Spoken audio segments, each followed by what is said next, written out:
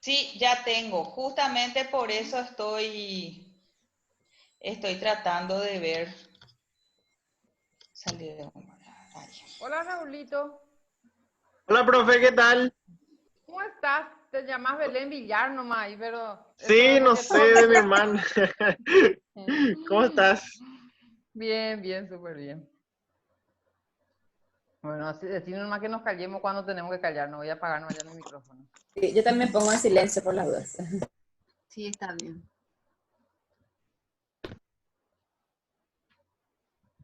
Vamos a esperar un ratito. Voy Perdón, que moleste. ¿Quién tiene el enlace para entrar a la página de Facebook? Porque me están escribiendo algunos que quieren entrar directamente en Facebook para ver la conferencia. ¿Vos le podés pasar, Nidia, a la doctora? Yo te pasé. ¿Me pasas este mismo? Pásame otra vez. Entonces Ok, le paso a ella, ¿sí? te paso.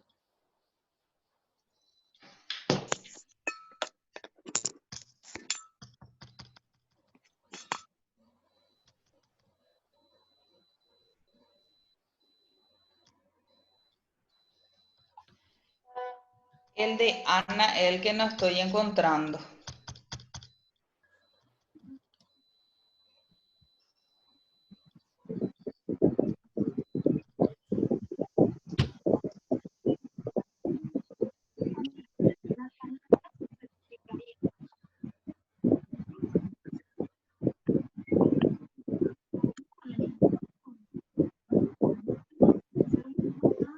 Ana, ¿el tuyo es el protocolo de cuidados paliativos?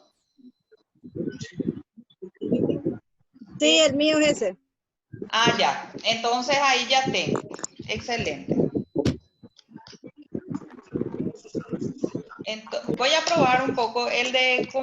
pero vos me sacaste de compartir ahora, Marta.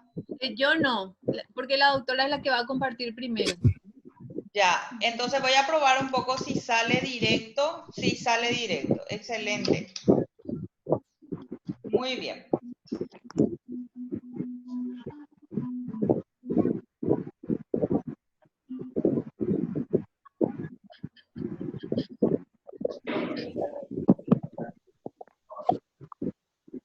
Vos vas a ir apagando, ¿verdad, Marta?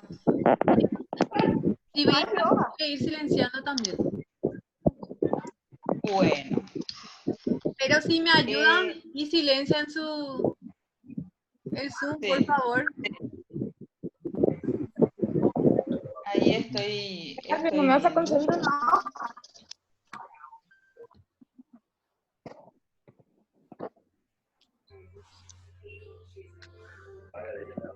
¿Me pasaste para pasarle el enlace de Facebook? Ya te pasé.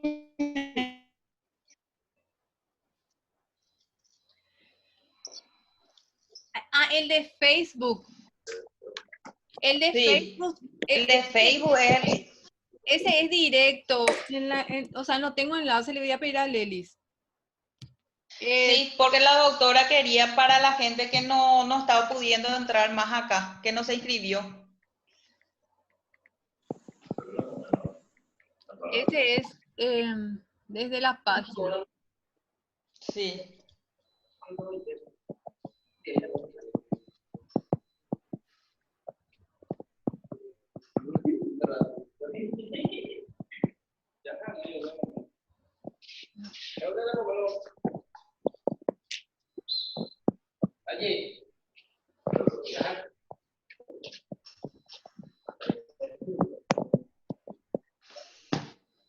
Bueno, a ver, 35.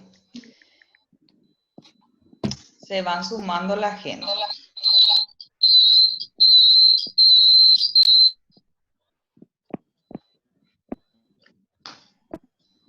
Hola, Nidia. Hola, hola, ¿qué tal, profe? ¿Cómo estamos? ¿Aquí se va a transmitir o en otro lado?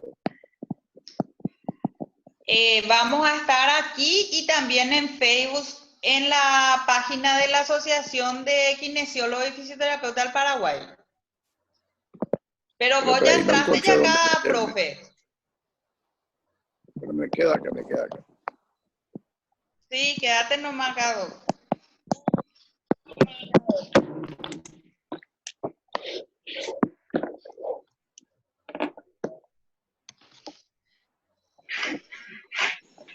Y 5 vamos a comenzar. Y 2 es. Entonces le damos tiempo a la gente que vaya ingresando. Y le pedimos, por favor, que a medida que vayan ingresando, vayan apagando sus audios, por favor, para que se entienda nuestro conversatorio.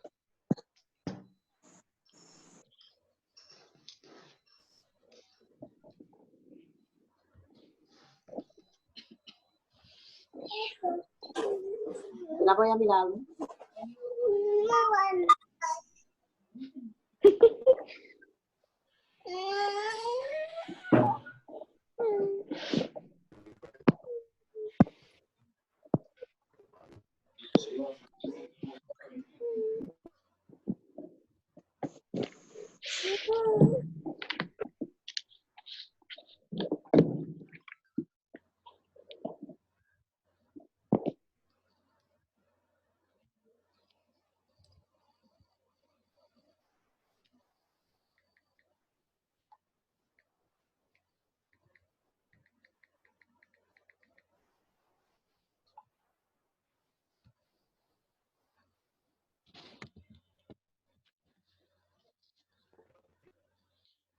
Sí.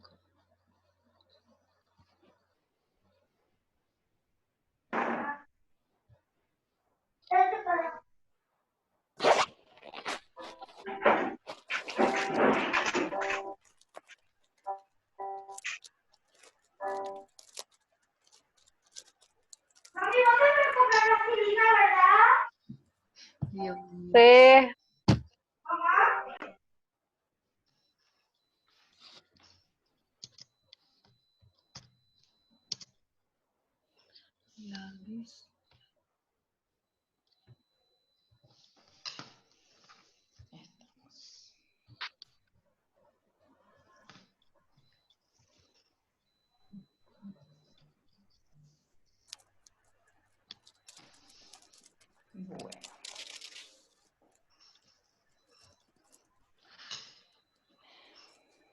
Vamos a ir comenzando con nuestro conversatorio. Les doy la bienvenida a todos los que están ya ingresando y a nuestras disertantes a este conversatorio que es organizado por la Asociación de Kinesiólogos y Fisioterapeutas del Paraguay. Estamos haciendo unos ciclos de charlas desde que comenzó la pandemia y nuestro tema principal es el COVID, ¿verdad? Y cómo enfrentar esta pandemia en nuestro país. Y ahora vamos a hablar de lo que es cuidados paliativos. Le tenemos a la doctora Miriam Riveros, la cual es egresada de la carrera de Medicina de la Universidad Nacional de Asunción, profesora de bioética, máster en bioética, máster en cuidados paliativos, coordinadora del curso de posgrado de cuidados paliativos de la UNA, presidenta de la Asociación Paraguaya de Medicina y Cuidados Paliativos, miembro de la Comisión Nacional de Bioética. Muchísimas bienvenidas, doctora, y vamos a iniciar contigo.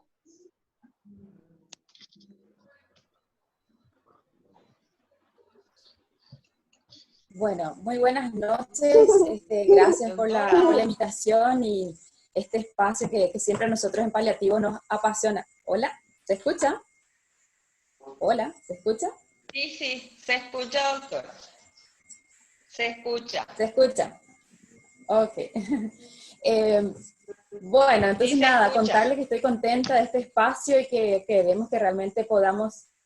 Okay. Queremos que este espacio realmente crezca en el sentido de trabajar en equipo, ¿verdad? Que tanto nos falta, es necesario en nuestro medio. Entonces, bueno, la charla obviamente es a propósito de los cuidados paliativos en este contexto de COVID, que nos apura un poquito a la buena toma de decisiones.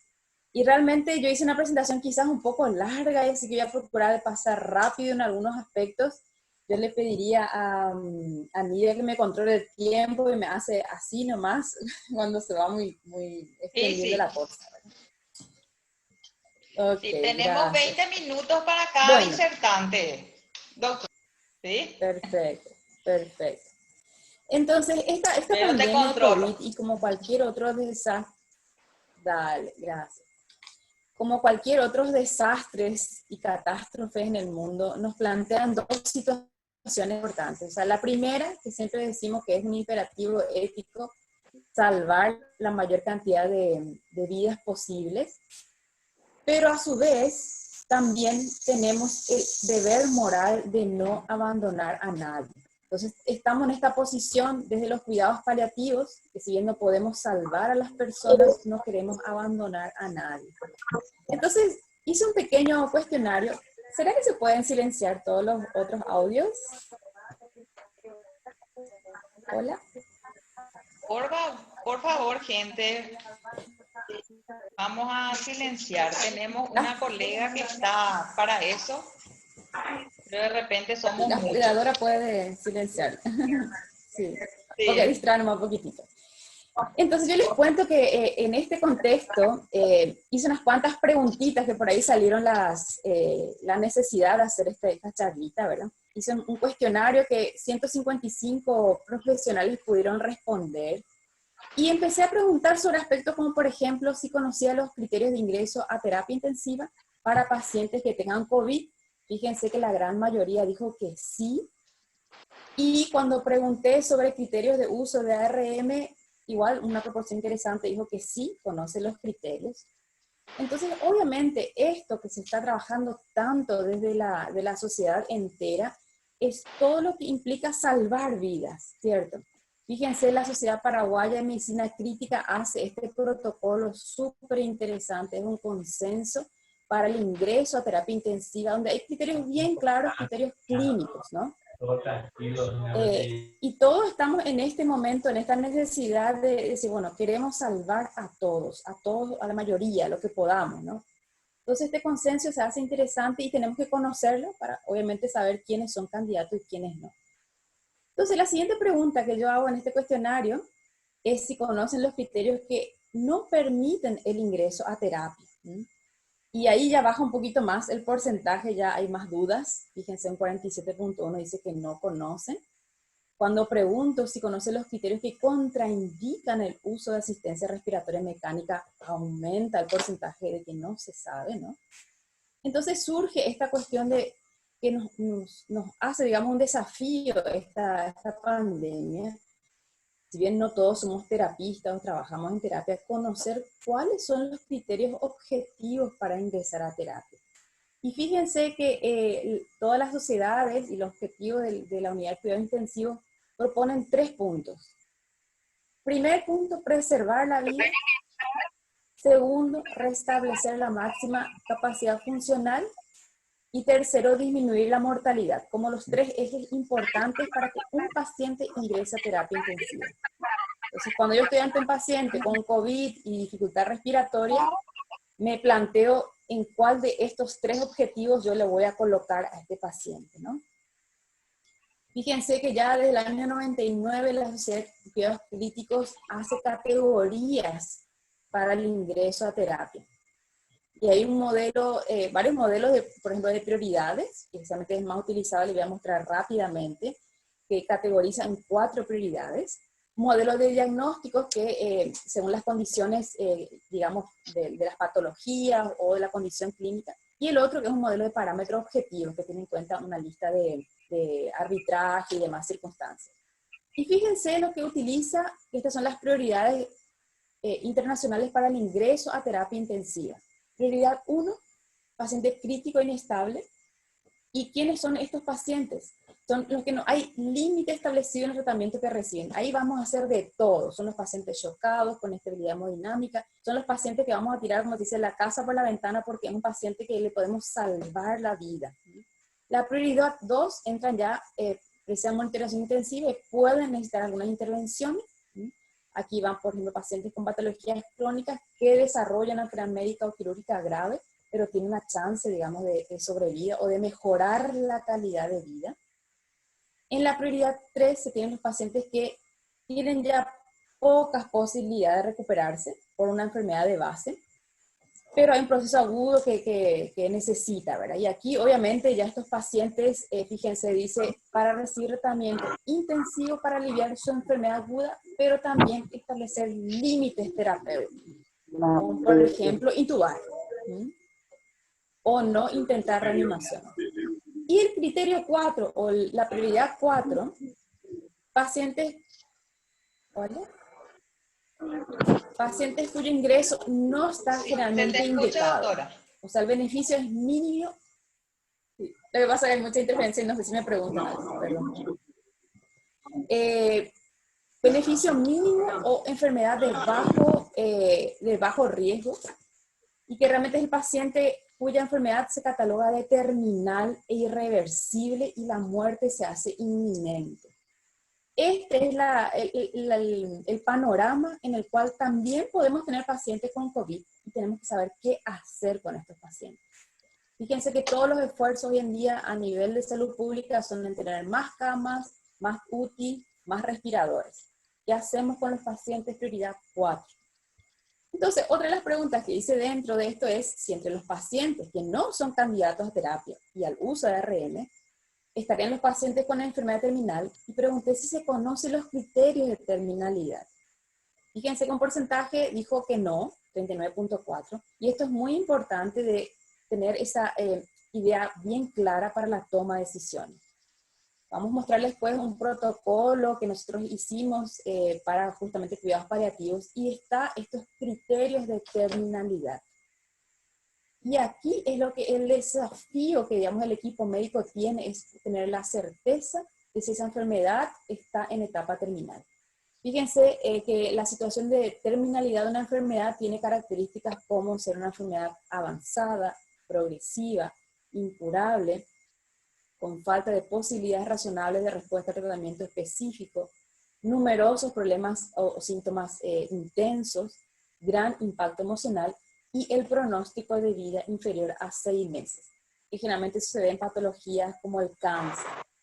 Pero además, fíjense en esta otra amplia lista, tenemos también según los órganos que generalmente dan enfermedades crónicas, como insuficiencia cardíaca, enfermedad pulmonar obstructiva, enfermedad hepática, renal, las neurológicas. Estos parámetros que nosotros en paliativos tenemos que estar bien seguros de que este paciente realmente reúne estos requisitos para decir si este paciente es o no candidato para una medida extraordinaria, ¿no? Entonces la pregunta que surge justamente en la pandemia COVID, ¿qué hacemos cuando no podemos salvar? Sin duda que la proporcionalidad terapéutica obliga a tomar medidas oportunas y por tanto lo que se llama adecuar el esfuerzo terapéutico en pacientes en quienes el beneficio real de instaurar estas medidas, como puede ser la ventilación, no están justificados. Entonces aquí los posibles escenarios que podemos tener es el paciente en etapa terminal, y tenemos que reconocer quién es ese paciente en etapa terminal, realmente reúne los requisitos, o puede ser pacientes con comorbilidades y fragilidades en que se prevé que no son candidatos por esa categorización que vimos, paciente categoría 1, 2, 3, 4. O puede estar ya el paciente en terapia y con ARM, pero vemos que la evolución es tórpida y la muerte se hace inminente. Entonces, aquí es donde entran los cuidados paliativos, y lo ideal es que los cuidados paliativos entren antes, pero en esta pandemia COVID tendríamos una cabida demasiado fundamental en la toma de decisiones. Fíjense lo que la OMS en el 2002 saca esta definición que nos gusta muchísimo de qué son los cuidados paliativos. Constituyen un enfoque que mejora la calidad de vida de los pacientes, sus familias, al afrontar problemas asociados con enfermedades potencialmente mortales, gracias a que a la prevención y el alivio del sufrimiento por medio de una identificación temprana, la evaluación y el tratamiento impecables del dolor y otros problemas físicos, psicosociales y espirituales. Aquí es lo que yo creo que se hace fundamental, el equipo interdisciplinario. Hoy en esta charla estoy contenta porque estamos kinesiólogos, psicólogos, faltaría enfermera, trabajadora social, miles de otras personas que van a hacer a esta calidad de vida, este enfoque que queremos mejorar la calidad de vida de nuestros pacientes. Entonces, fíjense, otra pregunta que hice en esta encuestita es, el síntoma más importante en pacientes con COVID será la disnea, la falta de aire, y pregunté si conoce el manejo básico, y bueno, un gran porcentaje dijo que sí, nos pone contento eso, pero la pregunta si conoce el manejo de la disnea para pacientes que no van a ingresar a asistencia respiratoria mecánica, ese no va aumentando un poquito más. Y a la siguiente pregunta, si conoce el manejo de la disnea refractaria, y la disnea refractaria es aquella que no ha sido superada con las medidas comunes, el no se hace enormemente grande. Y nosotros sabemos que en un paciente que no es candidato para entrar a terapia ni asistencia respiratoria mecánica porque tiene esa condición clínica, puede sufrir una disnea realmente brutal que no puede ser manejada con otros medios y decimos, ¿qué hacemos con este paciente?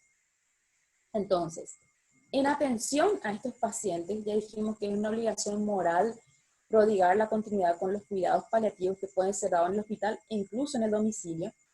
Y obviamente para esto, y en la condición tal de evitar este sufrimiento, este síntoma que va a ser la insuficiencia respiratoria, debe proveerse lo que se llama la sedación paliativa. Acá tenemos nuestro protocolo de cuidados paliativos en pandemia que terminamos a fines de abril, hicimos con el aval de la Sociedad Paraguaya de Medicina Interna y de la Comisión Nacional de la CONAVEPI. Ya presentamos al Ministerio para que sea un protocolo nacional, todavía no nos responde, pero ahí estamos luchando.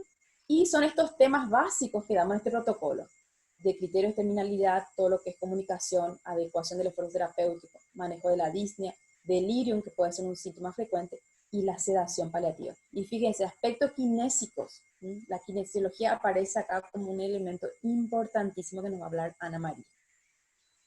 Fíjense, estos son los tratamientos básicos que se pueden dar para los síntomas que se dan al final de la vida, obviamente en contexto de una insuficiencia respiratoria.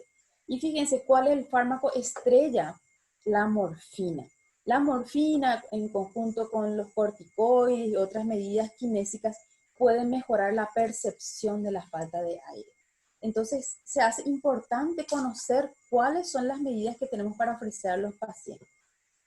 Cuando aparece la sedación paliativa, que yo pregunté si conoce, y bueno, un 56% dijo que sí, buenísimo, me puse un poco contenta, pero cuando pregunté si le administraría sedación paliativa a un paciente con disnea refractaria, un sí aumentó, me encantó, fue genial, pero no conocía a la mayoría.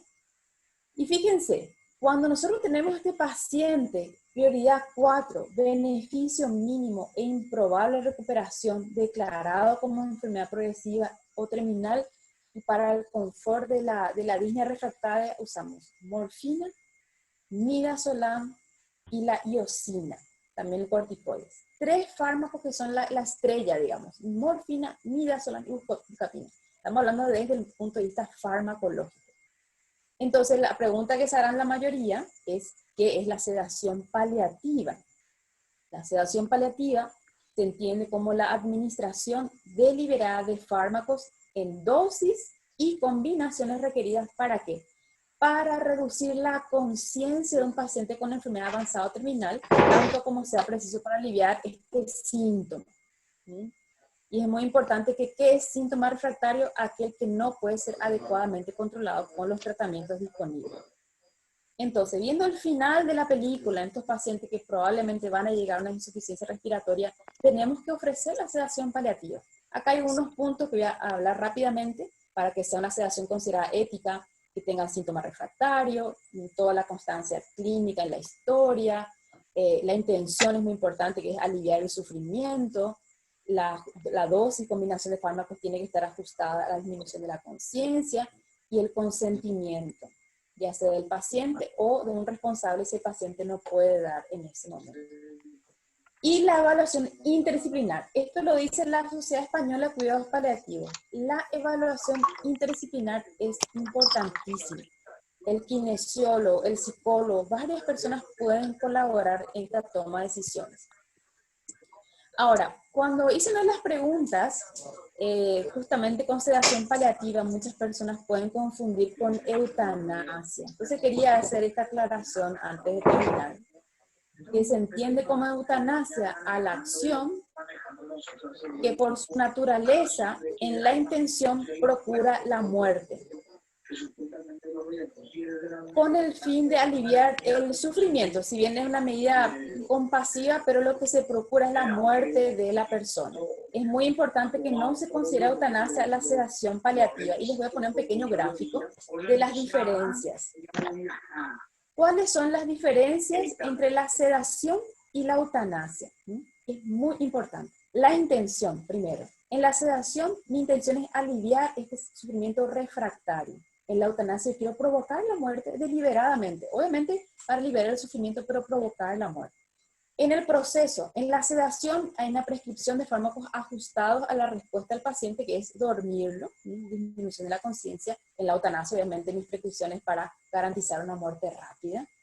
Y obviamente en la sedación, el resultado, ¿cuál es? Alivio del sufrimiento. La persona no percibe esa disnea que lo sofoca, y en la eutanasia es la muerte.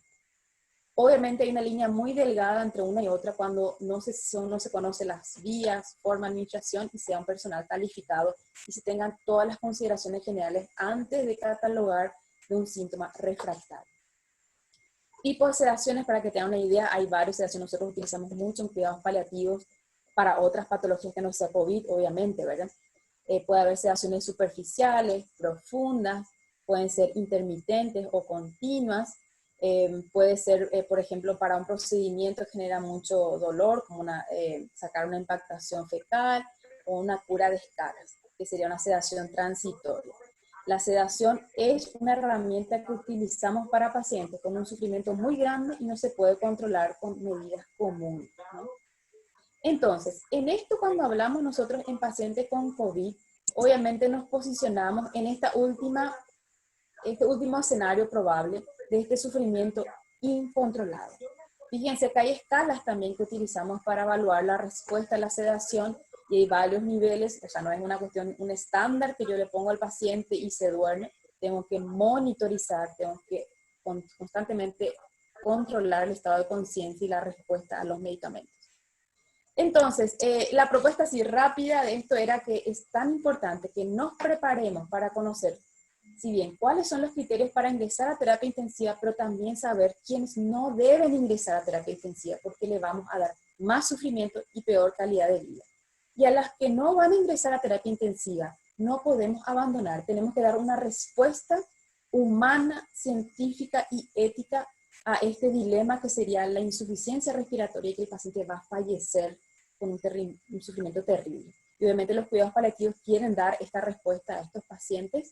Y bueno, vamos a hablar de otros temas más, pero era lo que yo quería compartir con ustedes, decirles a Huille, muchas gracias, y que prontamente ojalá tengamos un pequeño curso de capacitación básica sobre esto que le vamos a estar invitando. Gracias.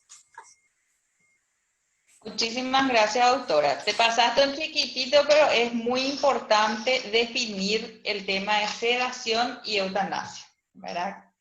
Eso es muy importante, que de repente se confunde mucho la gente que no está en cuidado paliativo y que no maneja, debería de saber. Entonces, por eso te dejé. Muy bien, Gracias, muchísimas gracias, muchas doctora. gracias. Ahora vamos a continuar con la licenciada Ana María Kraviek. Ella es kinesióloga, egresada de la UNE, especialista en cuidados paliativos, rehabilitación respiratoria, docente de la carrera de kinesiología y fisioterapia de la Facultad de Ciencias Médicas de la UNA, docente de la carrera de kinesiología y fisioterapia de la UNINORTE y docente del Instituto ISBA. Es miembro de la comisión directiva de la Asociación Paraguaya de Medicina y Cuidados Paliativos. Ya. Hola, ¿qué tal? Buenas noches para todos. Mi presentación. Nidia, vos estabas por poner, ¿verdad? Y ya está. Ok. Muy bien. La siguiente. Te voy a ir indicando, ¿sí? Otra más. ¿Ahí? Bueno, con respecto, creo que muchos habrán estado esperando, la doctora habló todo lo que es con respecto a la parte médica, la parte de medicamentos. ¿Se escucha bien lo que estoy hablando? Porque yo estoy conectada en 2 dispositivos. ¿Se escucha, Nidia? Se escucha bien. Sí, se escucha, se escucha. ¿Sí? Ah, bueno. Se Bueno, y yo escucha. creo que como estamos en la Asociación de Kinesiólogos, la mayoría estará queriendo saber, bueno, gracias, qué es lo que hace el kinesiólogo, principalmente en un paciente que ya es de cuidados paliativos y que, bueno, es portador del COVID. Primero que todo, como dijo la doctora, si nosotros estamos atendiendo a un paciente paliativo que ya tiene una enfermedad terminal y por hecho de la vida se llega a contagiar con el COVID, no podemos abandonar ese paciente. Tenemos que continuar con el paciente e igualmente, si es la primera vez que lo vamos a ver y tiene COVID, sí o sí es un deber que tenemos como trabajadores de la salud atender a ese paciente.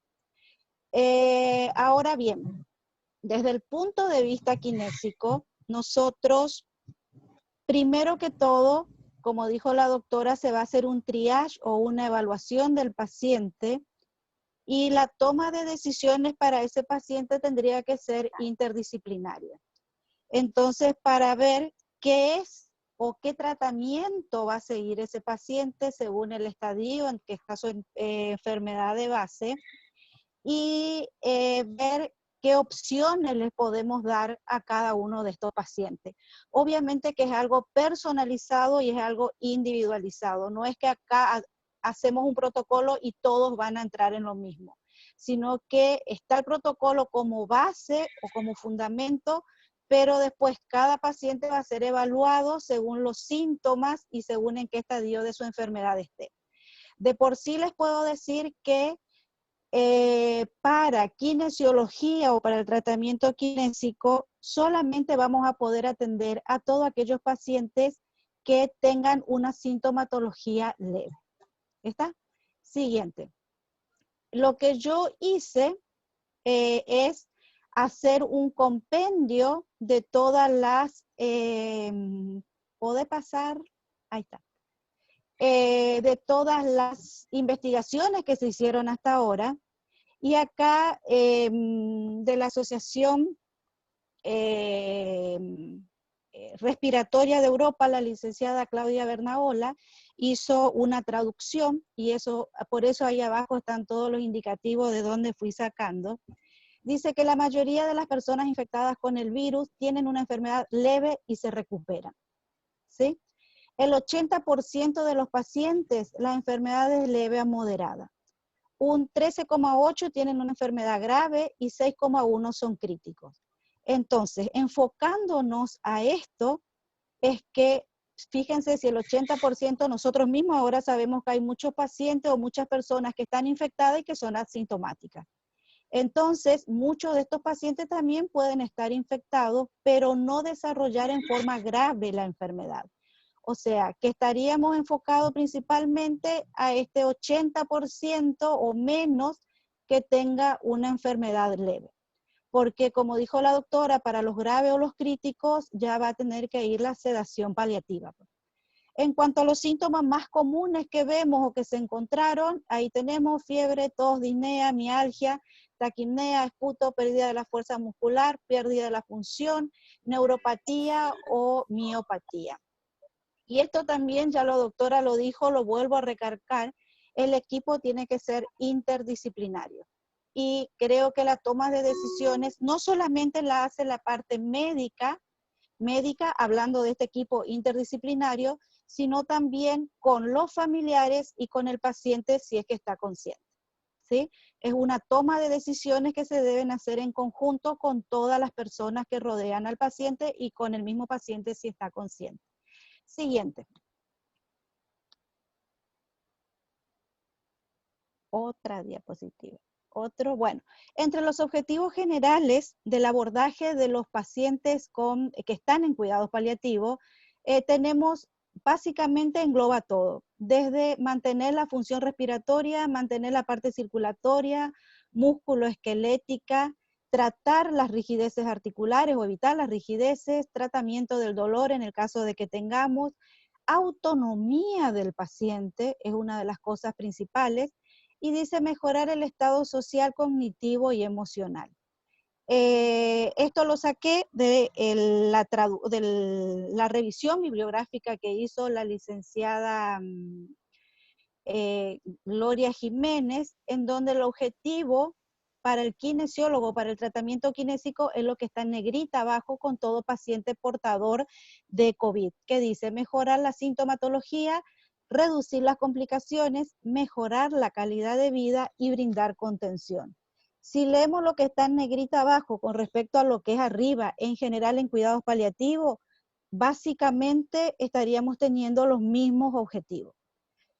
¿En qué etapas o en qué fases de la enfermedad nosotros vamos a trabajar en un paciente paliativo que esté portador de COVID?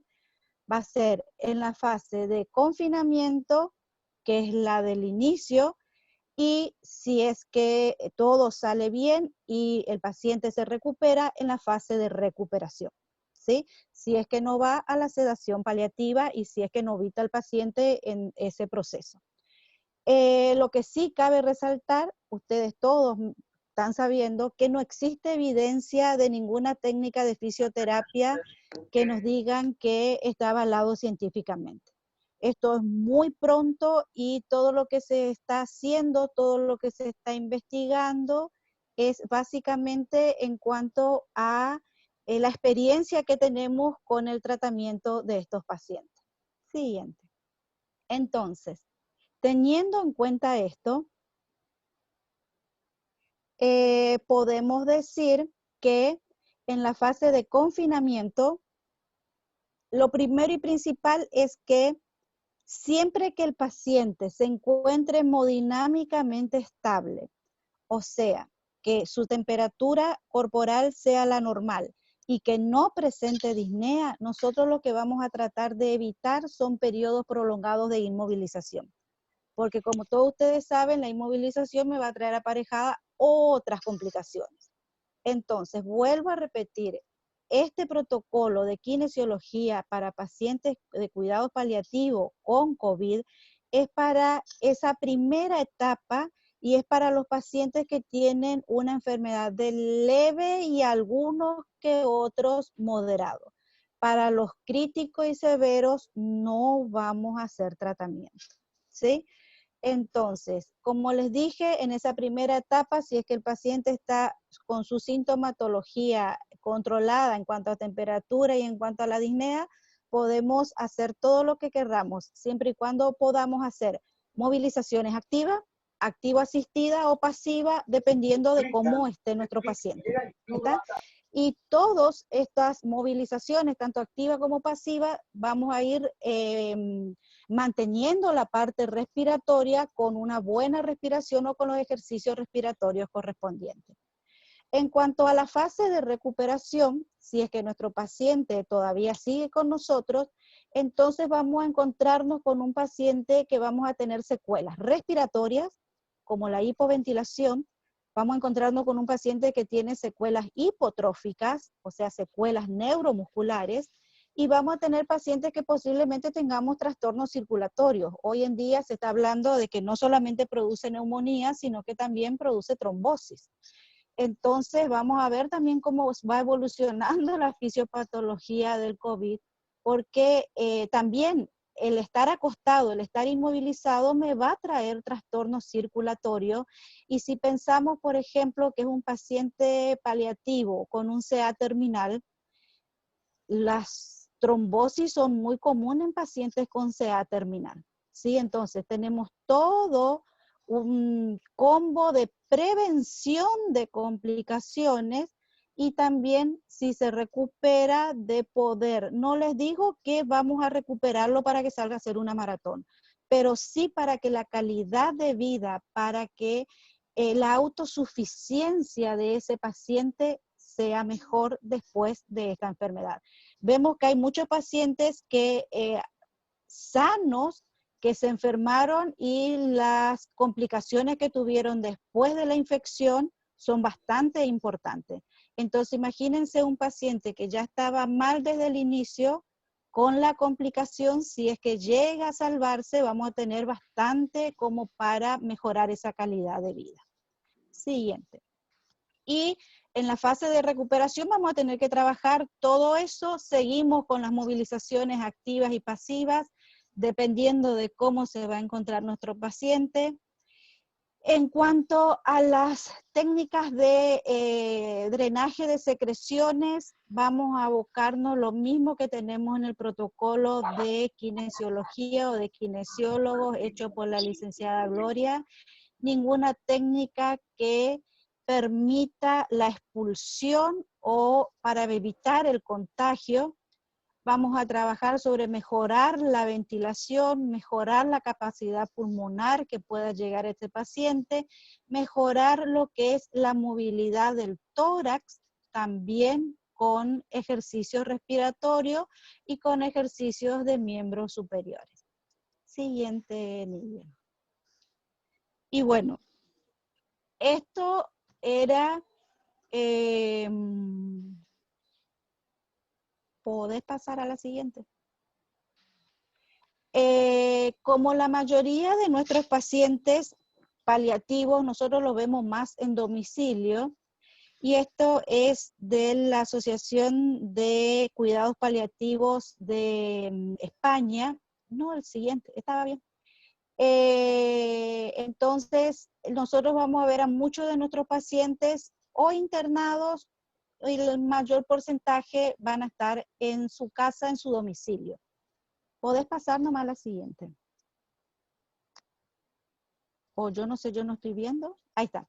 Bueno, entonces, las recomendaciones para tener en cuenta en las visitas domiciliarias, que creo que no necesariamente tiene que ser para un paciente paliativo, sino para cualquier tipo de paciente que nosotros veamos en su domicilio. Yo no sé, me rebota, se me va para adelante. A retroceder una. Primero que todo, la comunicación telefónica. La de los domicilios es la que tenés que colocar, Nidia.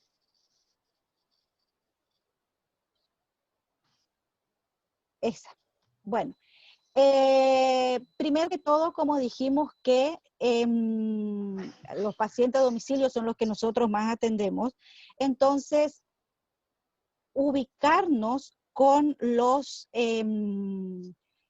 con el equipo interdisciplinario, hacer un plan de cómo vamos a atender a los pacientes, y hoy en día la comunicación telefónica tiene que ser de mente entre las personas que formamos parte de ese equipo interdisciplinario, sino también con los familiares y con los cuidadores del paciente.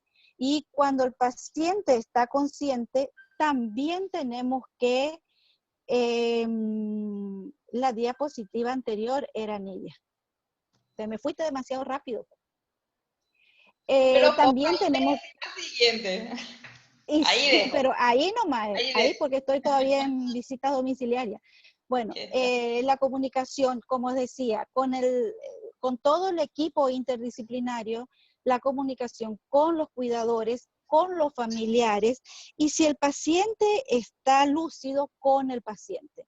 A ellos les gusta, o no sé si les gusta, después la psicóloga me va a decir, pero el que ellos sientan que nosotros estamos interesados en ellos, que nos preocupa su situación, ya es algo muy importante. Por eso, ahí en el último ítem ustedes leen que dice transmitir calma y serenidad en todo momento. O sea, tras que ya tienen una enfermedad terminal, todavía que le digan tenés COVID, y con todo lo que escuchan en la tele y con todo lo que ve que le dejan morir solo, abandonado, herérea, Eso de la comunicación telefónica, si es que no podemos ir y por eso tenemos que programar los días que cada uno va a visitar a ese paciente. Entonces, el día que a mí no me toca ir a verlo, quizás yo vaya 2 veces en la semana o 3, y eso también para evitar los riesgos, yo le tengo que enseñar al cuidador cómo moverlo, cómo hacerle las movilizaciones activas, cómo tienen que ser las respiraciones. Entonces, yo puedo ir a controlar el trabajo o cómo está trabajando el paciente 2 o 3 o una vez en la semana, y porque el paciente no lo debe hacer 2 o 3 veces en la semana, lo tiene que hacer todos los días, lo tiene que hacer a la mañana, a la tarde y a la noche a esos ejercicios. Entonces lo ideal es entrenar o al familiar o al cuidador, pero esto también lo hacemos en todos los pacientes, no necesariamente ahora con más razón porque no podemos tener tanto contacto para evitar diseminar por todos lados. Y otra de las cosas, los días que yo no voy, tratar de hablar por teléfono, mandarle algún mensajito positivo, que eso los anima también mucho a nuestros pacientes. Ahora con todos estos días que tuvimos sin poder verlos, hay muchos que para el Día de la Madre y todo eso se ponían contentos cuando uno les saludaba y te decían, yo pensaba que no te acordabas de mí, pues. Y eso es lo que nosotros siempre tenemos que tratar de explicarle y que el paciente entienda. No es porque me voy porque cobro solamente que me interesa ir. Es porque me interesas vos como persona, te quiero saludar por ser el Día de la Madre. Esos detalles que después la psicóloga puede hablar mucho mejor que yo, eso es lo más importante en este tipo de pacientes. Bueno, y entre los cuidados generales creo que ya está de más hablar todo lo que es extremar las medidas de higiene, el lavado de manos antes y después de atender a estos pacientes, todos los cuidados correspondientes con respecto a nuestra ropa, al calzado, el cabello, las uñas, el gorrito, lo que tengamos arriba de nuestra chomba. Y obviamente que si utilizamos algo, y eso es algo que nosotros traemos y llevamos a nuestra casa, desinfectarlo totalmente.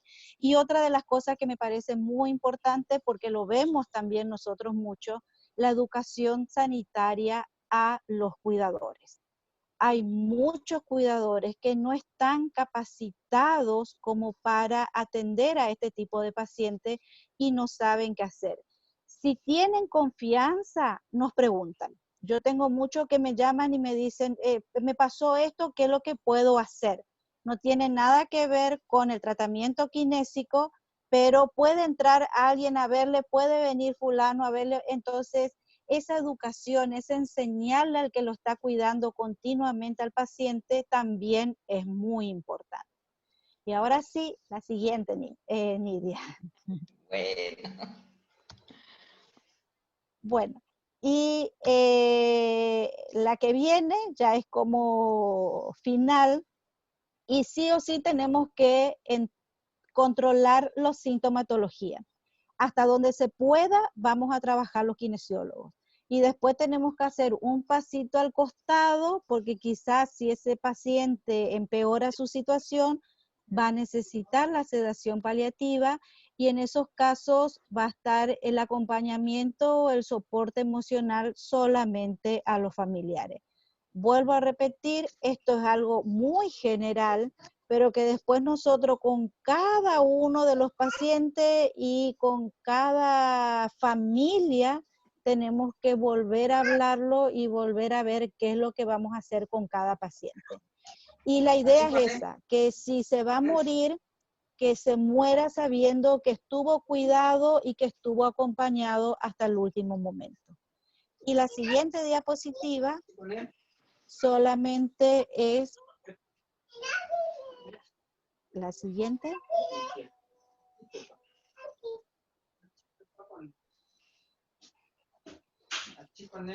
La muerte, dice, no es apagar la luz, es retirar la lámpara antes de la llegada del amanecer. O sea, tratar de que esa lamparita se vaya retirando de la mejor forma posible. ¿Está? Bueno, espero las preguntas después de la disertación de la licenciada Gladys. Bueno. Muchísimas gracias, Ana María.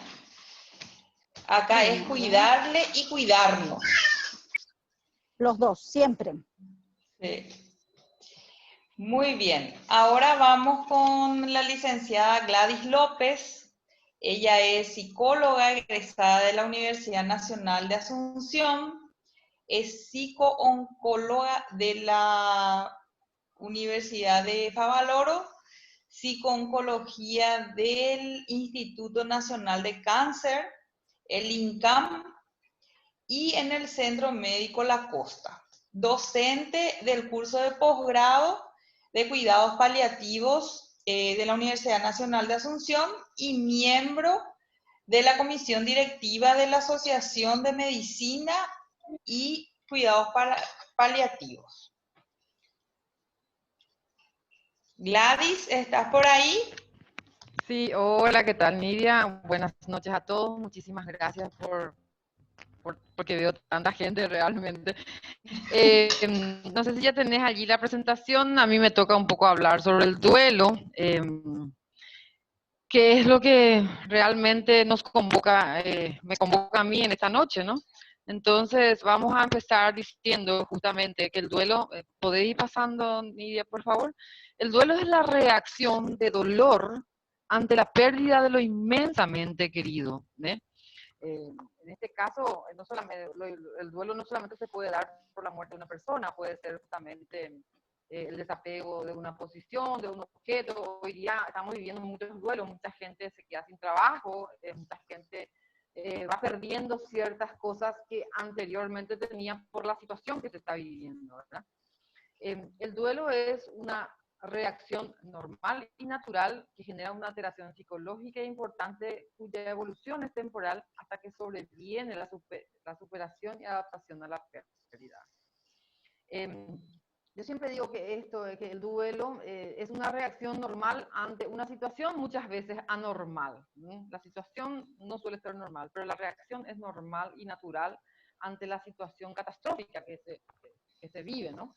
Y es un proceso no solamente psíquico, también es fisiológico porque se somatizan muchas cosas, generalmente hay dolores corporales, la ansiedad que la persona tiene, la angustia, mismo la depresión o el estado depresivo, que en realidad no es una depresión propiamente, sino es más bien un estado depresivo, genera también somatizaciones y por supuesto repercute en lo social. ¿Por qué repercute en lo social? Porque se ve afectada el ámbito laboral, se ve afectada el ámbito académico muchas veces, de los amigos y todo eso. Entonces, es un proceso que afecta a toda la dimensión del ser humano, incluso muchas veces espiritual.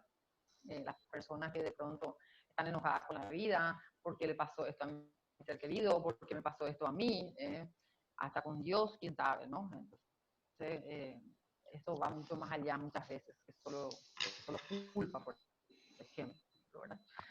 La siguiente, esta definición de Kubler-Ross, ustedes saben que Elizabeth Kubler-Ross es una tanatóloga, psiquiatra, que nos enseñó, nos dejó mucho legado realmente con relación al estudio del duelo y todo lo que tiene que ver con la pérdida y el proceso de adaptación a la misma. Ahora, ella dice que la muerte física del ser humano es idéntica al abandono del capullo de seda por la mariposa. Justamente por eso nuestro símbolo de cuidados paliativos que solemos usar la mariposa, porque es como una transformación para el ser humano propiamente, ¿sí? Siguiente.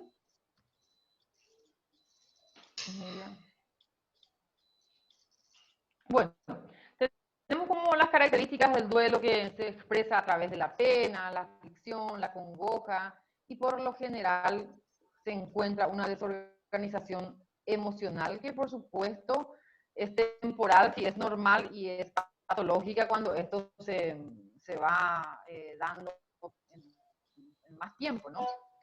Entonces, estas son características específicas del duelo, ¿no?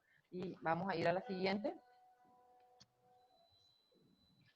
¿Podés acercar un poquitito más tu micrófono, Gladys? Ahí está. Ok. Ya. Okay. Ahí está mejor, Okay. gracias. Entonces, Bueno, entonces tenemos un duelo normal y un duelo patológico. Decíamos justamente que el duelo es una reacción normal ante una situación que puede ser anormal. Entonces, cuando el duelo normal, el dolor y la pena se experimenta, se expresa de manera natural. O sea, naturalmente nace, se puede expresar. Y cuando es patológico, muchas veces se reprime, se niega o se lo hace de una manera sumamente exacerbada. Eso ya es patológico. ¿eh? Hablamos de un duelo normal cuando la duración es limitada, dependiendo del vínculo que se da entre la pérdida y la persona que está viviendo el duelo, puede durar entre 6 meses hasta 2 años incluso, ¿no? Y sobre todo la forma en que se da. Eh, Muchas veces en cuidados paliativos, cuando se trabaja desde antes, el duelo anticipatorio, por ejemplo, no suele durar tanto porque ya se estuvo procesando anteriormente. Pero si no, entonces es un duelo patológico, cuando ya eso se hace algo intenso y de forma continua y sobre todo crónica, ¿no? De algún modo u otro, en el duelo normal la persona se va incorporando, aunque no con la misma vitalidad, pero sí ya va teniendo nuevamente funcionalidad en su vida cotidiana. Es decir, un duelo normal, uno va adaptándose a la pérdida y va siguiendo su vida lo más normal posible, por así decirlo, aunque vaya con esa pena, vaya con esa tristeza, pero ya se va nuevamente a trabajar, se va a, a la facultad o está haciendo ya sus actividades propiamente. Siempre dentro del periodo de duelo hay una baja energía, que muchas veces se confunde con la depresión, que en realidad no es una depresión, simplemente es una baja energía por la tristeza que aún permanece por esa pérdida, ¿no? Es el proceso propio. Eso es normal, y cuando es patológico, ya incapacita a las personas a realizar sus actividades. Es decir, va perdiendo funcionalidad cuando no puede ya ir a trabajar, no quiere levantarse, no quiere comer, no participa en la vida cotidiana como debería hacerlo. Entonces ya estamos hablando de un duelo patológico que sí o sí va a requerir una intervención profesional. La persona en un duelo normal se encuentra serena, íntegra y satisfecha con lo realizado, por lo general, ¿verdad? En cambio, en lo otro, en el duelo patológico se encuentra culpa, se encuentra reproches, se encuentra rabia, se encuentra enojo. Esto ya suele ser patológico, ¿no? Cuando uno procesa su duelo de una manera adecuada, se siente satisfecho con lo que hizo, con lo que pudo haber hecho y con lo que dio en vida a ese ser querido propiamente, ¿no? Vamos a la siguiente. Entonces, esa es la diferencia entre el duelo normal y patológico. La siguiente. Vamos a encontrar las etapas del duelo. Vamos a ir pasando, Nidia, eso por favor, un poco rápido porque quiero. La primera etapa es la etapa de shock, la etapa de incredulidad, esto de por qué se fue, por qué a mí, por qué con él. Muchas veces también se puede dar de una manera anestésica, como dice, como que no acusa impacto de lo que sucede, ¿no? Eso es una etapa de shock. No solamente puede ser manifestado con enojo, con rabieta o propiamente con ira, sino también muchas veces con esa anestesia emocional. Esa es la primera etapa de shock. Después hablamos de la etapa del anhelo o languidez, donde de algún modo u otro ya se va incorporando afectivamente la pérdida. Es decir, como que ya cognitivamente por un lado uno sabe, pero afectivamente cómo va internalizando y ahí uno encuentra esto, esta etapa se da justamente, este anhelo y languidez, porque ya se va percibiendo la realidad de la pérdida y ahí es cuando se producen los llantos, cuando uno le busca a su ser querido, cuando uno mira la foto, cuando hay en el mismo lugar donde estuvieron, por ejemplo, compartiendo, y se manifiesta bastante un estado de ánimo depresivo, por así decirlo. Esta es la segunda etapa. La tercera etapa, vamos a ir pasando, es la de desorganización y desesperación. ¿Por qué se da esto luego del anhelo y todo eso? Porque de algún modo u otro como que ya incorporó de una manera afectiva, internalizó, ¿ve? Entonces, allí es cuando suele suceder muchas veces estos desajustes, desequilibrios emocionales, ¿verdad? Ahí uno ya se da cuenta de que ya no va a volver esa persona, o ya perdió parte de lo que fuere propiamente, como decía, no solamente a la pérdida de una persona, sino a una posición, a un rol, por ejemplo, ¿verdad? Entonces, ¿esto cuánto tiempo dura? Nuevamente vamos a ver, si es normal, puede ser entre 3 a 6 meses, pero si ya es intenso, entonces ya es algo patológico. Y esto de algún modo u otro va a ir, en la medida en que vaya internalizando la persona la pérdida, y en la medida en que vaya asumiendo que ya no va a suceder o ya no va a volver esa persona, ya no va a suceder lo que perdió propiamente, se va generando lo que se denomina la reorganización y se va recuperando esta persona, donde va aceptando la pérdida de una manera serena. Y aceptar no es lo mismo que resignarse. Ojo con esto, gente, pero una cosa es resignar y bueno, ¿qué vamos a hacer? Ya se fue. Y nuevamente se muestra enojado, incluso algunas veces se muestra insatisfecho, ¿verdad? La aceptación es esa mirada serena a la pérdida, en donde de algún modo u otro se va también redefiniendo la propia identidad de la persona que es doliente propiamente con relación a esa persona querida que ya no está, o con relación al estatus o lo que fuera. De algún modo u otro va reorganizando su vida y va diciendo, bueno, ya no está más, entonces yo tengo que aprender a lidiar con esta situación, vivir de una manera también propia. Entonces se va logrando justamente el crecimiento personal del ser humano, como bien dice ahí, porque logra fortalecer bastante la madurez. Una medida en que uno se reorganiza y se recupera, es porque ya aceptó la pérdida. Y esto es lo ideal, ¿verdad? Muchas veces no llega a ese estado, pero es lo que se debe propiciar. Si es que hay un duelo patológico, esto es sobre todas las cosas lo que tenemos que trabajar con las personas y generar nuevamente que la persona pueda funcionar en su vida cotidiana, ¿verdad? La siguiente.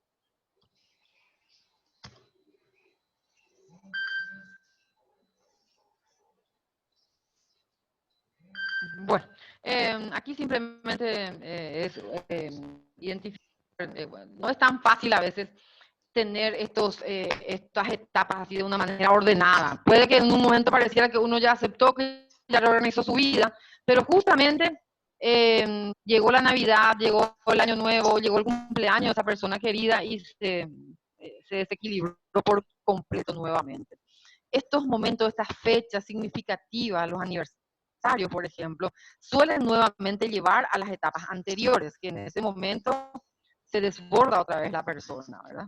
El hecho de que haya aceptado no significa que no pueda a etapa subsiguiente, por eso es importante también entender que puede fluctuar esta situación.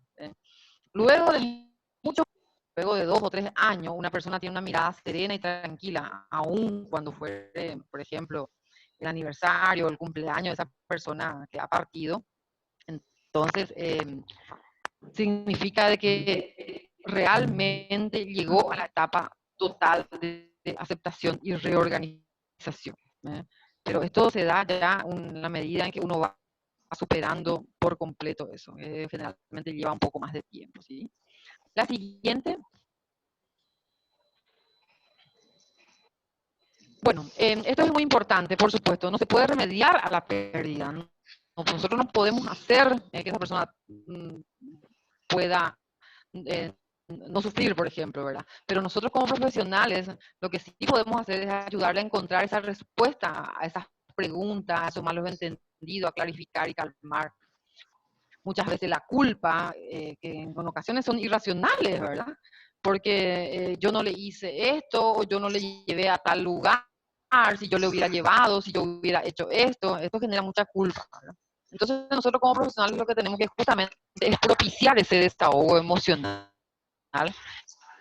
al permitir que pueda compartir sus miedos, y en la medida que esto lo haga va a ir justamente disminuyendo sus preocupaciones. La siguiente, por favor, Lidia. La siguiente. Bueno, la siguiente. Justamente, ¿qué es lo que nosotros tenemos que tener en cuenta cuando, como kinesiólogo, como médico, como psicólogo, o en todo caso incluso decirle esto a los familiares, ¿verdad? Evitar, ¿qué es lo que tenemos que evitar? Esto de, fuerza, ya va a pasar pronto, tienes que ser fuerte, lo vas a superar, porque en ese momento la persona siente que no puede, que en ese momento la persona se siente desbordada. Esto de decirle, yo sé cómo te sentís, muchas veces te puede decir el familiar, el doliente en este caso, te puede decir, ¿cómo vas a saber si no es tu familiar? No es tu esposa la que murió, o no es tu hermana, o no es tu mamá. Entonces, es muy importante que nosotros podamos evitar esto de tranquilízate, cálmate, ¿qué va a pasar? Todo pasa. Es tanto así, porque en ese momento el tiempo no corre, ese momento es muy, pero muy doloroso. Entonces, muchas veces cuando uno no sabe qué decir, es mejor el silencio, porque el silencio es mucho más sanador que decir cosas que puedan incomodar. Entonces, en realidad, sí, no sé qué decirte, duele mucho, ese tipo de cosas así con un tono suave, y siempre, siempre dejando, no hay que hacer preguntas, esto duele mucho, y dejar así como en punto suspensivo, como está ahí justamente, de modo a que se pueda propiciar el desahogo emocional, porque esto es lo que nosotros tenemos que generar justamente. La siguiente, por favor.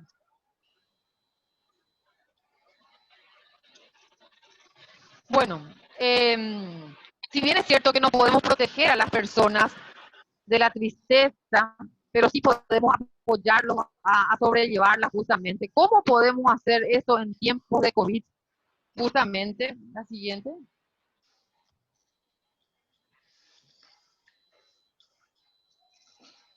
Bueno, hoy día, como bien ya lo dijo Nidia, justamente la licenciada Nidia, el teléfono es algo fundamental.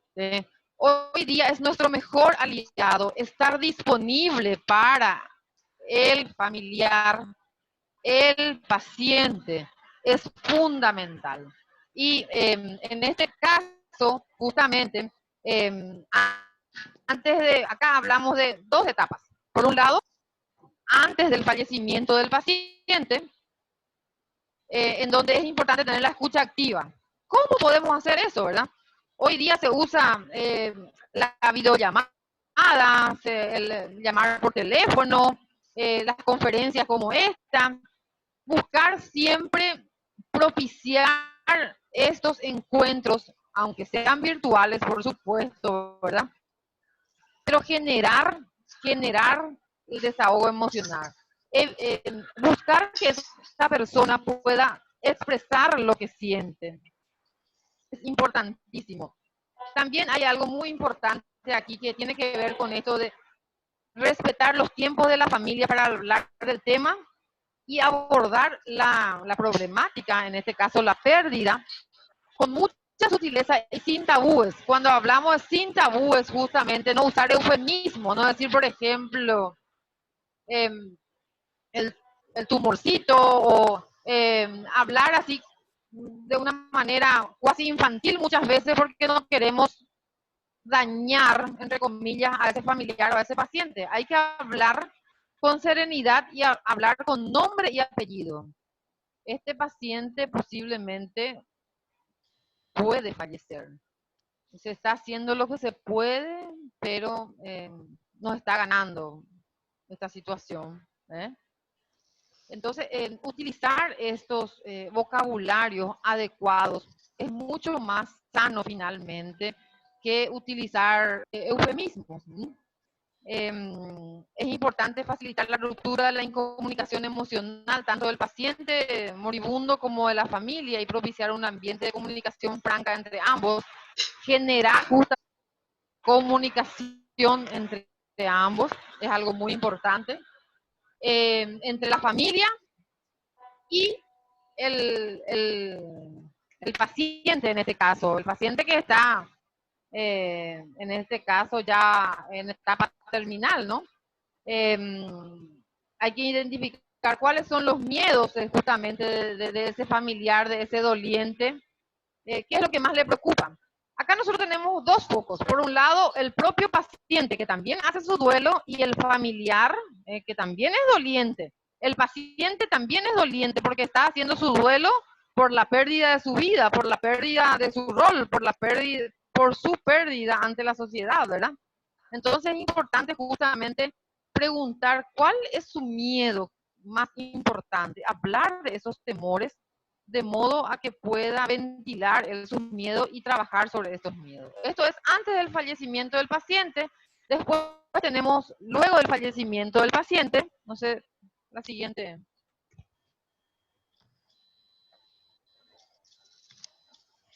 Luego del fallecimiento del paciente, también es importante nuevamente propiciar el desahogo emocional, expresar la pena, la tristeza y el dolor de la pérdida justamente.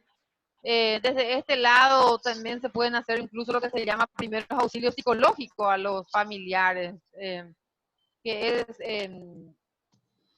que pueda conversar sobre su dolor, que pueda expresar sus miedos y de algún modo u otro poder ir rehabilitándolo poco a poco para que pueda reestructurar justamente su vida sin ese paciente, sin ese familiar, reestructurar su vínculo justamente propiciando el desapego emocional. En estos tiempos, pasamos un poco a la siguiente justamente, Nidia. La siguiente. En estos tiempos donde no se puede, pasa que el luto es una cosa y el duelo es otra cosa. El luto es la manifestación cultural del duelo. Nosotros en nuestro país, por ejemplo, ¿verdad? Tenemos en los velorios, en este momento, por ejemplo, no podemos tener esos abrazos efusivos que tan bien nos hace cuando pasamos una situación de pérdida. Los velorios son tan sanadores, y esa es la manifestación del luto, el negro y todo eso, ¿verdad? No sé, son actos simbólicos que hacen que pueda procesarse el duelo de una manera favorable. Ahora bien, eso es lo que no se puede hacer en este momento, porque no se permite, tenemos protocolos que no nos permite, evidentemente, ¿verdad? Ni siquiera un velorio, y eso duele mucho más. No pueden venir mis amigos a darme un abrazo, no puede la gente estar conteniéndome en este momento. Entonces, lo que hoy día justamente se está generando para propiciar el tema del duelo es utilizar muchísimo la comunicación telefónica, es decir, todo lo que tiene que ver con la informática, ¿verdad? Tenemos las llamadas, las videollamadas en grupo, por ejemplo, por WhatsApp, que ahora se hace hasta 8 personas. Podemos hacer estos encuentros por Zoom con los compañeros, propiciar que alguien que esté mejor pueda hacer tipo un encuentro, por así decirlo, como esta, y llama a su compañero de colegio, a sus amigos, y de algún modo u otro contenerla desde lo virtual. En este momento, lo virtual se está tornando algo sumamente importante. Lo que también, como para seguir realizando de algún modo u otro esa manifestación del luto, es nosotros en nuestro país que usamos mucho el tema del rezo, por ejemplo. Se puede ir rezando, hoy día se hace el tema de la cadena de oración, todos a las 5 de la tarde vamos a hacer el rosario. Todos vamos a escuchar la misa de las 7, porque allí se va a estar también rezando por mamá, por papá, por quien fuera. Que se hacen las misas también, entonces todos nos conectamos ese día a la televisión, y eso es una manera de participar justamente en ese proceso de duelo de una manera virtual. Realizar pequeños altares en la casa donde se pone la foto de ese familiar, donde de algún modo u otro se le rinde un culto, por así decirlo, ¿verdad? De una manera virtual, se pueden hacer con los demás, con los que no viven en la casa, por supuesto, y los que viven en la casa va mostrando eso desde las videollamadas, esto es lo que hicimos, y esto va también propiciar que las personas vayan llorando a sus muertos. ¿Qué es lo que nosotros tenemos que hacer? Que las personas lloren a sus muertos, que los familiares puedan realmente cerrar, porque es muy difícil en este momento el tema del duelo por estas circunstancias, ¿no? No hay abrazos sanadores, pero sí hay abrazos virtuales. No hay una palabra, no hay una reunión de amigos de forma presencial, pero sí hay una reunión virtual. Entonces, generar esto va a facilitar la expresión de desahogo, del dolor, la impotencia por la pérdida propiamente, ¿sí? La siguiente, creo que... La siguiente, Nidia. Bueno, esta frase de Cicely Sanders, ¿verdad? Que siempre nosotros ponemos, a todos nos gusta, a los que hacemos paliativos, Miriam y todos ustedes que hacen.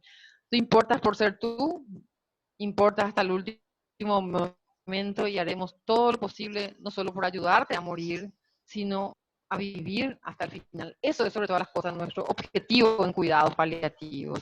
Necesitamos nosotros darle calidad de vida a este paciente y no porque tenga COVID en este momento, por ejemplo, ya no vamos a brindarle eso que realmente necesita, ¿sí? Ahora es el momento más importante de acompañar a ese paciente, a esa familia, y desde donde se pueda, desde lo virtual, y nuestro teléfono es nuestro mejor aliado en este momento. Si no tenemos internet, por lo menos llamada normal, un mensaje o lo que fuera, pero estar disponible, chequearle a los familiares que han perdido a las personas, de tanto en tanto enviarle un mensaje, ¿cómo estás? ¿Cómo te sentís? Por lo menos al principio una vez por semana o 2 veces, y luego se va a ir seguramente espaciando estas intervenciones. Y bueno, eso es todo de mi parte, Nidia. O sea que estoy atenta a los... Justo llueve, acá se escucha demasiado, seguramente, pero está lloviendo muchísimo. Sí, hay mucha interferencia, pero muchísimas gracias, se entendió. Espero que todos hayan podido seguir las diapositivas. De repente la computadora es un poco lenta justamente por el tiempo, ¿verdad? Nuestro tiempo no nos ayudó, pero se está logrando. Muy bien, muchísimas gracias, Gladys. Damos entonces por cerradas las charlas y ahora vamos a las preguntas que los participantes tengan, o si quieren ingresar para comentar alguna vivencia que tengan, ¿verdad? Pueden hacerlo ahora. Tenemos 10 minutitos.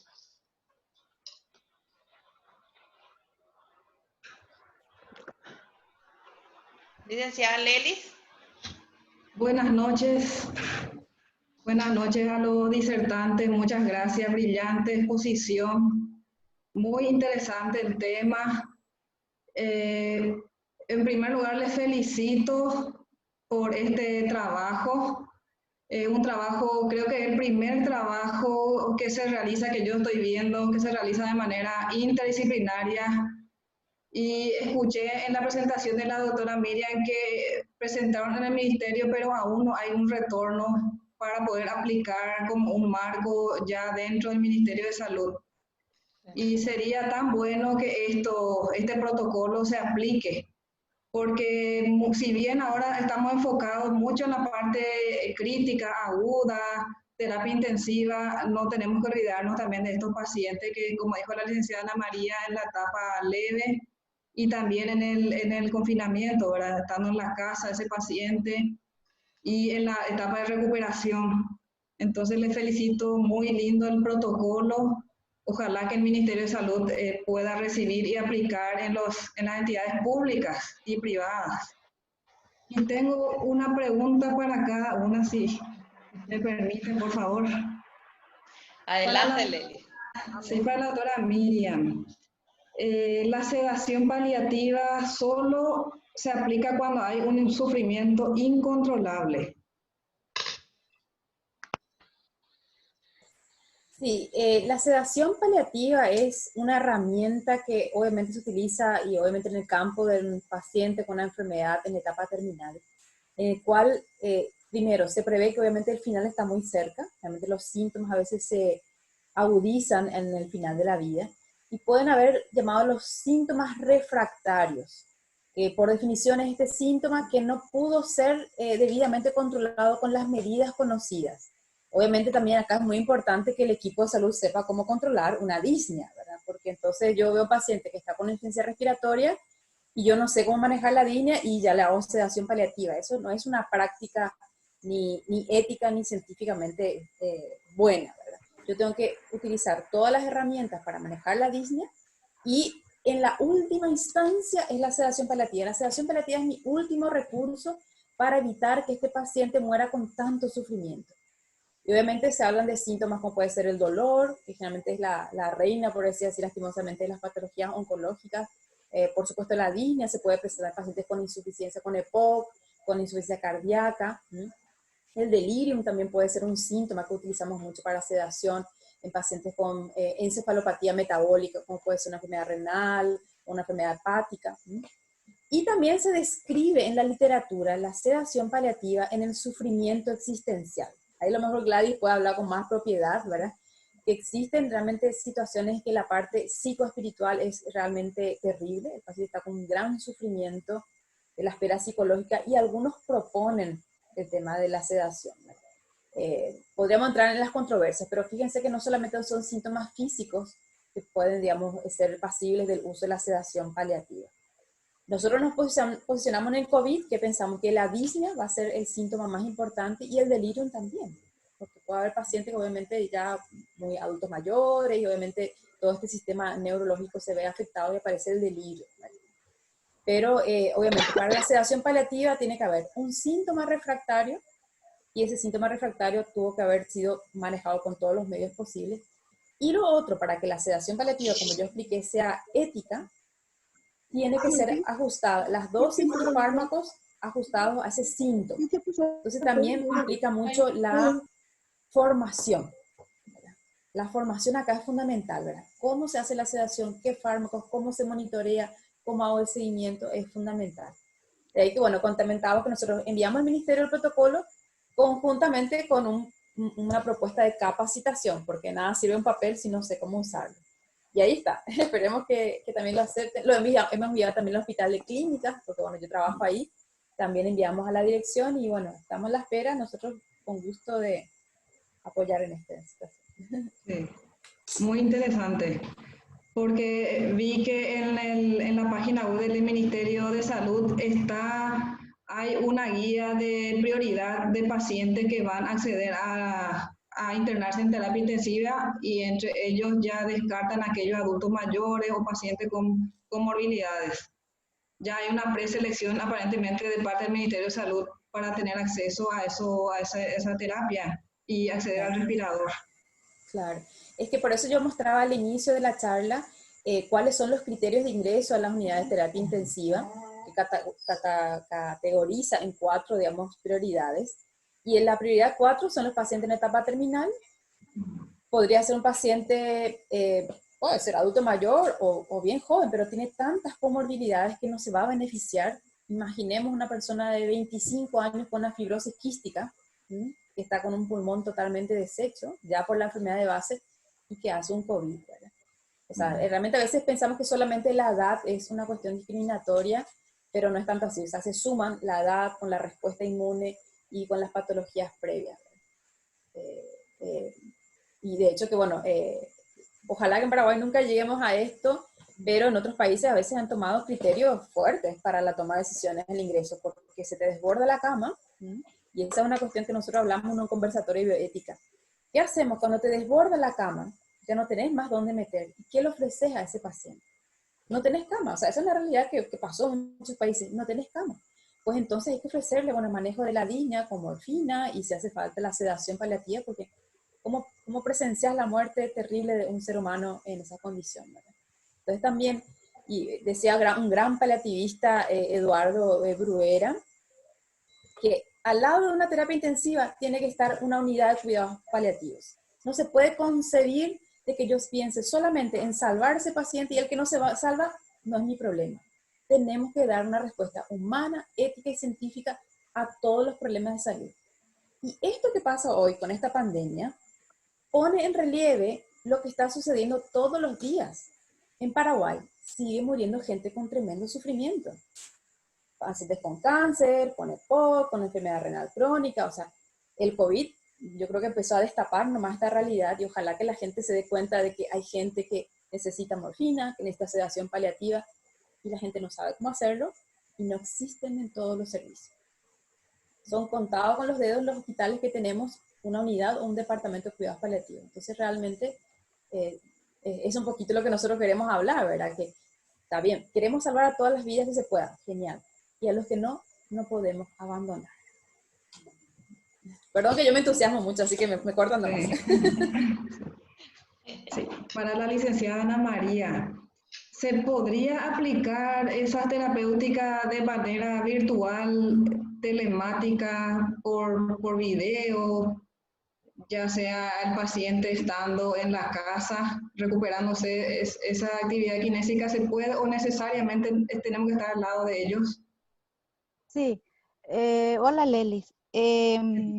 Yo en la charla aclaré que depende de cómo esté nuestro paciente, cómo estemos nosotros, de la distancia que viva nuestro paciente.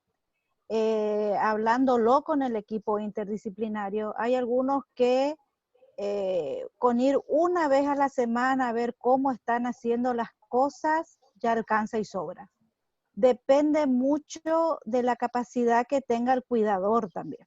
Si nosotros vemos que al enseñarle al cuidador, el cuidador es una persona responsable, que hace lo que nosotros le vamos diciendo, que se interesa, es directamente vos lo vas guiando a él nomás y él te puede llamar por teléfono. Y yo he tenido una paciente que los familiares decidieron que no se siga el tratamiento kinésico en esta cuarentena. Y la cuidadora, ella me llamó después a mí aparte y me dijo, ¿cómo yo puedo hacer para moverla? Porque desde hace 2 semanas que usted no viene y yo ya vi que no se puede levantar, ¿sí? Entonces, esas cosas yo le hice un tutorial caserito acá en mi casa, moviéndolo a mi hijo, cómo lo tiene que mover, cómo mostrándole, y sí, unas cosas que uno hace casero, moverle así la pierna, levantarla así, hacerle que cuando mueva respire de esta forma. Y esa cuidadora con su capacidad educativa o intelectual, que no es un profesional, igual lo pudo hacer y cada semana me va preguntando qué otra cosa nueva puede agregar. Le fui enseñando de a 2, de a 3 ejercicios por semana para que vaya aprendiendo de a poco cómo ir haciendo.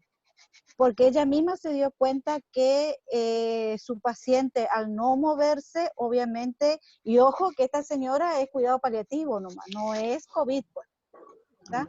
Entonces, sí se puede hacer perfectamente por videollamada o mandándole videos también a los que los cuidan, o si el paciente está consciente y puede hacerlo él, perfectamente, no hay problema.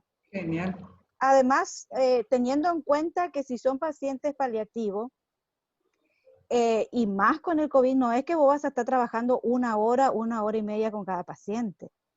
Va a ser 4 o 5 repeticiones, va a tener que descansar, o sea, sí, y no es que una vez al día nomás va a tener que hacer las movilizaciones, sino que tiene que hacer en el lapso del día 4 o 5 veces, y para eso es que nosotros le tenemos que instruir también al cuidador.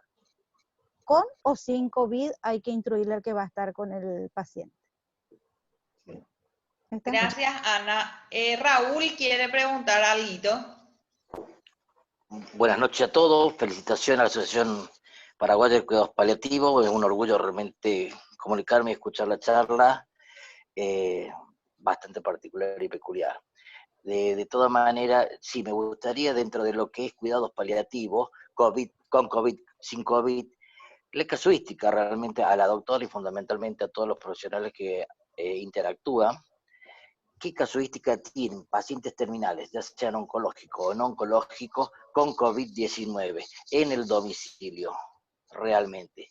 O todos están en el Paraguay, todos están en los hospitales, si hay casos, no hay casos, y otra de las cosas, muy buena todas las disertaciones, y realmente el hecho de el triage, Latinoamérica tiene un poco de sangre un poco más caliente y efusiva que Europa.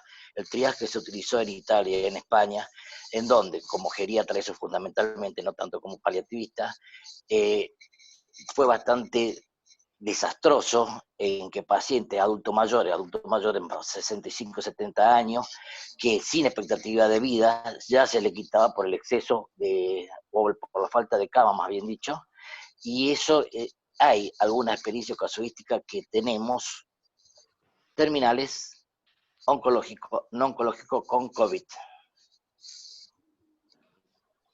Doctora. Sí, bueno, en Paraguay nosotros tenemos realmente pocos casos con COVID, habrá visto que somos los más bajos de la región. Realmente, donde yo trabajo, que es el Hospital de Clínicas, que es de la universidad, no tuvimos todavía ningún paciente, ya sea en el departamento de oncología con cáncer u otras patologías, que tenga COVID y que requiera obviamente de nuestra asistencia. Desconozco cómo están los otros servicios, ¿verdad? Que serían los más grandes, que está el INCAM, Instituto Nacional del Cáncer, IPS, que es la previsión social, también por acá le veo al licenciado Villar, que es de la Clínica Divina Providencia, que ellos están teniendo, que es un hospice en Paraguay. Y bueno, hasta ahora yo no tengo esa estadística, o sea, a mí no me tocó ningún paciente con o sin cáncer con COVID. Sí, me enteré de un caso que estoy rastreando, es una paciente de 92 años, ella falleció con COVID, pero ella no llegó a la terapia intensiva. Entonces estoy queriendo ver cómo transitó ese final de vida y hasta ahora me está costando llegar a ese dato, porque realmente es una de las realidades que yo quería desnudar un poquito, ¿verdad? ¿Cuál es la prestación de servicios que vamos a dar a estos pacientes que no tienen criterios para ingresar a la unidad, ¿verdad? De momento, hoy en día hay 7 pacientes internados y ninguno está en terapia intensiva, ¿verdad? Y tuvimos 10 muertes recién, ¿verdad? Ojalá que hasta ahí quede, ¿verdad? Pero 10 muertes. Y la mayoría de todos fueron, de excepción de esta persona de 92 años, todos murieron en terapia intensiva.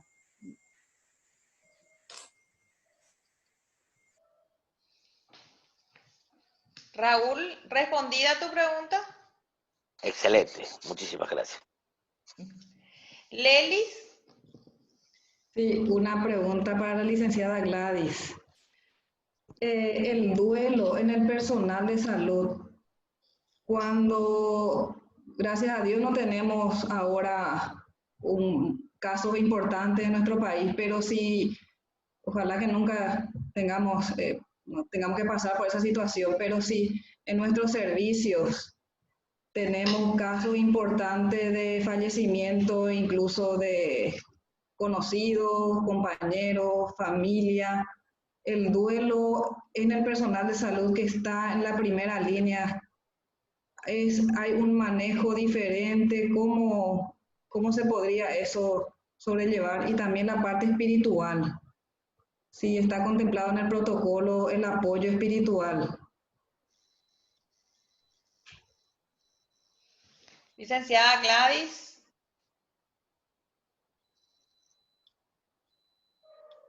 Gladys, tu audio tenés que habilitar. No se te escucha, Gladys.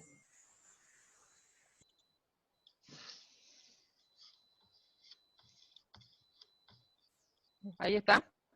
Ahí está. Ahí te escucho. Hola, ahí sí está. Sí. Perdón. Perdón.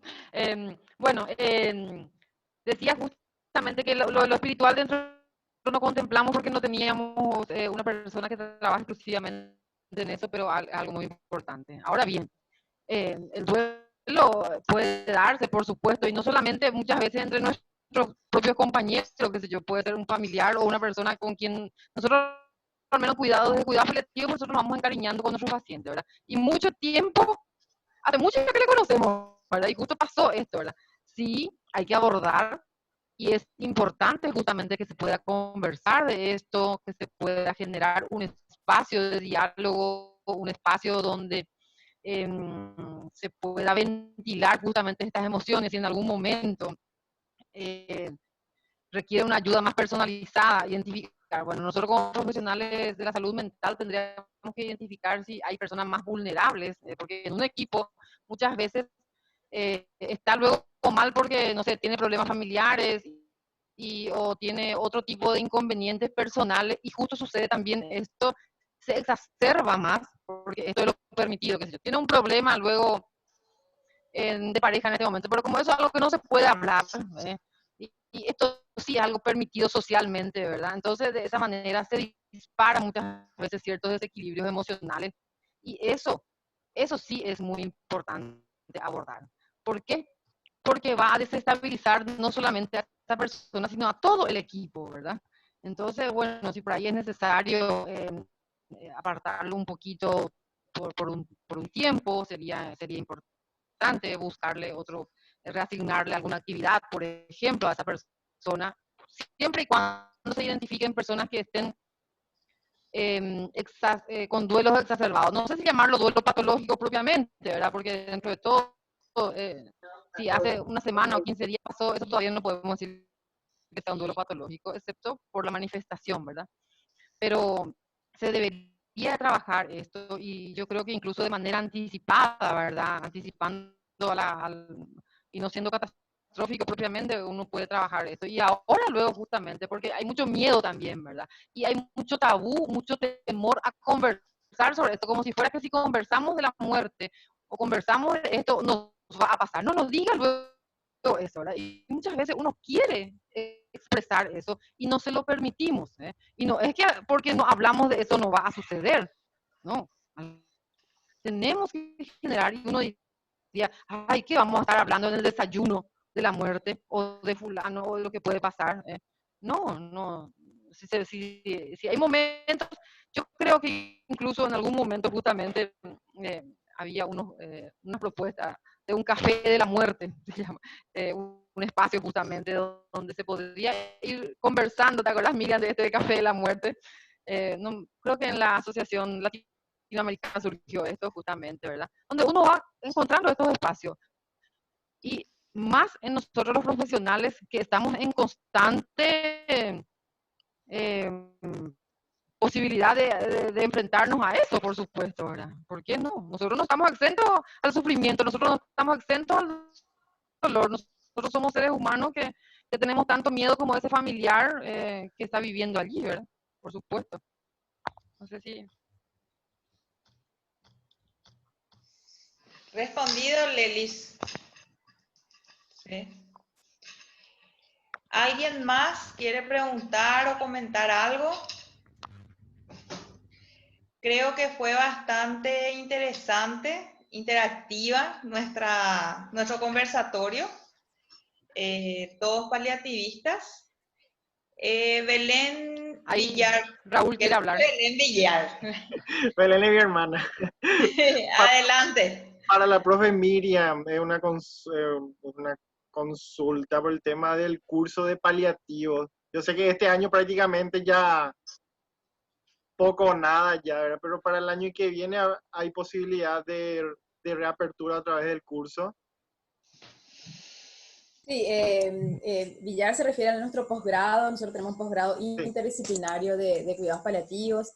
Y bueno, realmente, si bien nosotros estamos con todas las adecuaciones que implica el CONES, ¿verdad? Para la certificación de ANEAES, bueno, apareció este tema de la pandemia y bueno, quedó más que trancado con todo esto.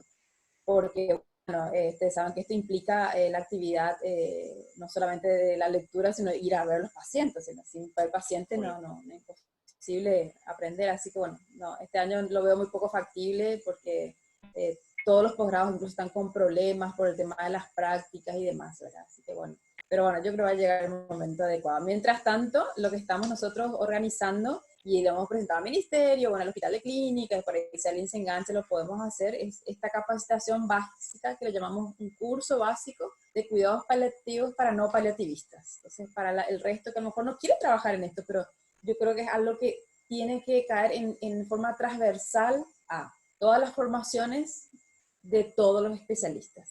Esto no es exclusivo del paliativista médico, es para todas las profesiones y obviamente de todas las especialidades. Por eso insistimos contando con Ana María y con Gladys el tema de la interdisciplinariedad. O sea, más allá de de varias disciplinas también trabajar juntas, y mejor se puede ser transdisciplinar, que implica conocer un poquito qué hace el otro para entender cómo trabajar juntos engranadamente. Y nada, tranquilo, ya va a llegar el momento. Ya. Gracias, profe, gracias. Bueno, parece que fue muy clara las charlas. Esperamos como organizadores, ¿verdad? Que haya sido de provecho para todos. Les agradecemos a las 3 disertantes, excelentes profesionales, y a todos los que participaron. Hay bastante colita que quisieron ingresar y que no pudieron. Esto está todo grabado para Facebook. De repente, si quieren volver a ver, en la página de la Asociación de Kinesiólogos y Fisioterapeutas del Paraguay van a encontrar. Muchísimas gracias y buenas noches para todas.